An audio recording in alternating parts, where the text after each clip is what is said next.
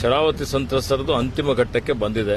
ಈಗಾಗಲೇ ಸರ್ವೋಚ್ಚ ನ್ಯಾಯಾಲಯದಲ್ಲಿ ನಾವೊಂದು ಏನು ಇವತ್ತು ಅಪೀಲ್ ಹಾಕಿದ್ದೇವೆ, ಅದು ಈಗಾಗಲೇ ಅವರು ಕೇಂದ್ರ ಸರ್ಕಾರ ಮತ್ತು ನಮ್ಮ ಅರಣ್ಯ ಇಲಾಖೆ ಸೇರಿ ಇವತ್ತು ತಾವು ತೀರ್ಮಾನ ಮಾಡಬೇಕು. ಅದಕ್ಕೆ ಅವರು ಸಮ್ಮತಿಯನ್ನು ಸೂಚಿಸಿದ್ದಾರೆ. ಈಗ ಕಂದಾಯ ಇಲಾಖೆಯವರು ಎಷ್ಟು ಜನ ಅರ್ಹರಾದಂಥ ಫಲಾನುಭವಿಗಳಿದ್ದಾರೆ, ಸಂತ್ರಸ್ತರಿದ್ದಾರೆ, ಅವರನ್ನು ಗುರುತಿಸಿ ಅಂತಿಮವಾಗಿ ಅವರದ ಒಂದು ಪಟ್ಟಿಯನ್ನು ಕೊಟ್ಟುಬಿಟ್ಟು ಅದನ್ನು ಘೋಷಣೆ ಮಾಡಿ ಅವರಿಗೆ ಹಕ್ಕುಗಳನ್ನು ಕೊಡಿ ಅನ್ನುವಂಥ ಮಾತನ್ನು ಹೇಳಿದ್ದಾರೆ. ಆ ಪ್ರಕ್ರಿಯೆ ನಡೀತಾ ಇದೆ. ನಮ್ಮ ಇಲಾಖೆಯವರು ಕಂದಾಯ ಇಲಾಖೆಯವರ ಜೊತೆಯಲ್ಲಿ ನಿರಂತರವಾಗಿ ಸಂಪರ್ಕದಲ್ಲಿದ್ದಾರೆ.